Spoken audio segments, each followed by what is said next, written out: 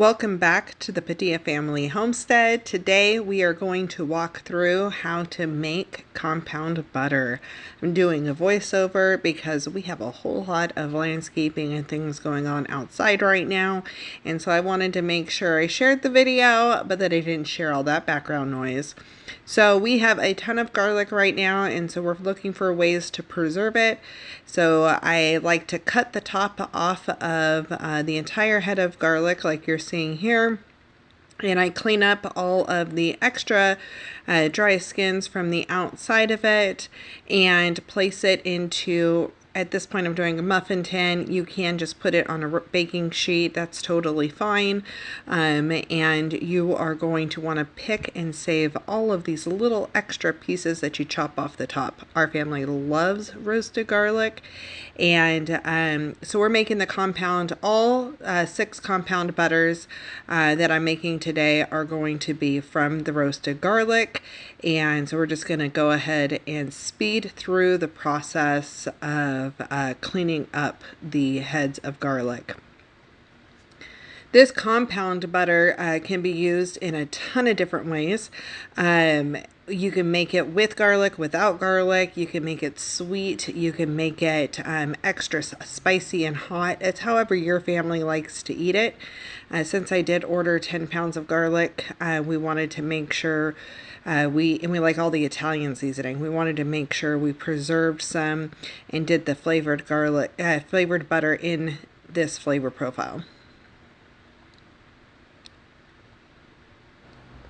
One of our favorite ways to use this particular compound butter is on top of toast. We can make an easy garlic bread with that. We can also add it to pasta and so forth. Okay, so we're on our last one. For some reason, the coating of my knife started coming off on that one, so it took me an extra minute to get it cleaned up. We're going to preheat the oven to 400 degrees at this point. You could do 450 if you wanted to. I'm drizzling a little bit of avocado oil on top of each one. You could use olive oil if you wanted to. I just prefer the the avocado oil. And look at that. Those are the heads before they are roasted. Okay, so we're going to get those popped in the oven. It's going to take about 45 minutes.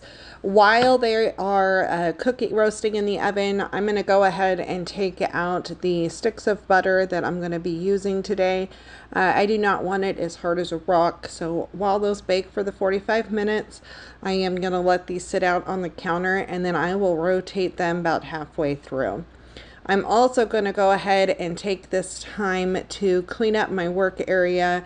I do not want any of these little skins inside of the compound butter, so we'll go through and clean all that up. And I'm also going to get out all of my spices. So depending on your preference, you can do them all the same, you can do them all different. It's just depending on you and what your family likes and what you're going to add. We added in, we do a variety. Some have rosemary, some don't. Some have parmesan, some have truffle salt, some have basil. So it's really just a matter of what it is that you actually like and what your family is going to eat. Okay, so our garlic is done. Look how delicious that looks. Roasted garlic. It's really hard not to sit there and eat it all. Okay, so to make some room for actually smashing all this stuff into the butter, I am going to go ahead and move all that butter over, and then I'm going to get a different fork, and I'm going to start taking out all of the garlic cloves. Sometimes it's easier to pull it out with a fork. On this particular head, I was struggling big time with this, so I did end up speeding through it, and then for the next ones I just kind of peeled off each clove and squeezed it out. It's really hard. I wish you can smell this right now. Roasted garlic is delicious, and like I said, our entire family loves garlic. So I was sitting here as I'm doing this and eating a clove here or there. it is so good and so good for you. So, this particular recipe, the one I'm working on right now, I did notice as I was putting this together that it did cut off what I put into this particular batch.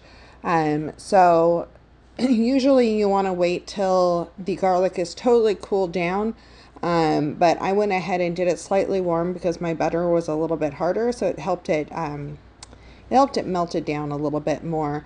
So I went ahead in this batch, I added parmesan, and I added basil and rosemary and thyme, and some onion powder into this, and I smashed it all in.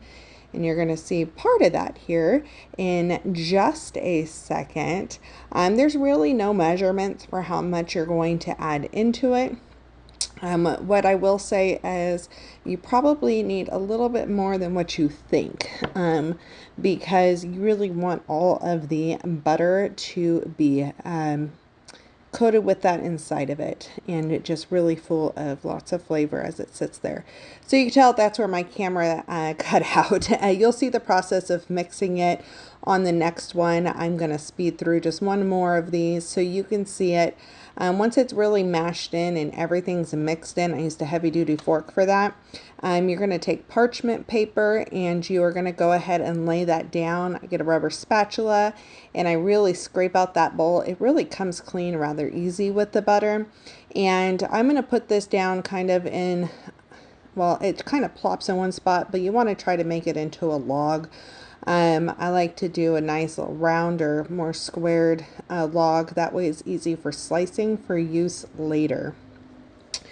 And you're going to spread it out to where it kind of goes evenly across the parchment paper. And then I like to take all the goodness and rub it onto the parchment paper so I don't leave anything behind. And you're going to gently at first kind of pat it down, trying to form it into this shape log that you want. And then you can wrap it around. And when you wrap it around, you're going to keep pulling it tighter and tighter and really forming that log. Once it's totally wrapped, then you're going to twist it like a candy. You take your ends and twist in opposite directions and then tuck under to the side that has the seam. Next, we're going to want to make sure we label it, especially since I do all different types of compound butter. I want to make sure I write the roasted garlic on here, and I'm going to put all of the other ingredients on here. And this was the parmesan was included, and the onion powder, and there should be basil, rosemary, and thyme. And then you don't want to forget to date it. Dating it is important, so that way you use your older ones first. This helps me very easily grab exactly what I'm looking for each meal as I'm deciding to use this in the freezer. Okay, then I'm going to get a gallon-sized plastic bag, Ziploc bag, and I'm going to start loading them in there. So first one's in, and then this helps me easily stack all of my compound butters into the bag and keep them nice and tidy, but I can see what I have all in one place, or a couple of bags depending on how many I have on hand. Okay, so we're going to go through this one more time. This one is going to have the garlic, and then it had garlic, the parmesan, the basil, and then wild Madagascar peppercorns that I smashed in my mortar and pestle, and then some truffle salt. And that's all I'm going to add to this one. We'll go ahead and add the butter and get it all mixed in. This particular set, the cloves, middle cloves weren't as cooked, so they were a little bit harder, and it took a little bit more effort to smash than the first ones. But again, I like it better with the fork. You can easily do this in a food processor. It just adds a whole lot more dishes.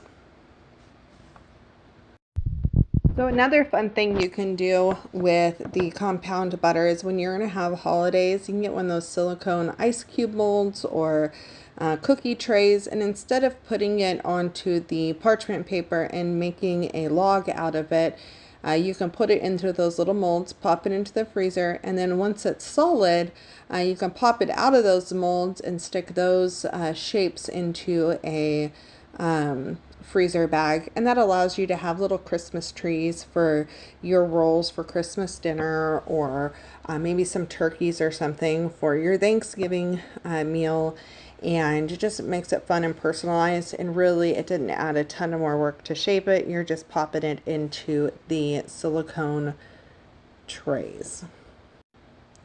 If you have never tried the truffle salt, we got hooked on this from another YouTuber. It was Roots and Refuge suggested it for popcorn, and man, was it delicious. We got it from Squisito's tasting room, and it was so good. And here's what one of the compound logs looks like when it's totally frozen. I hope you enjoyed and that you enjoy making your own compound butter. Let me know your favorite flavors in the comments below.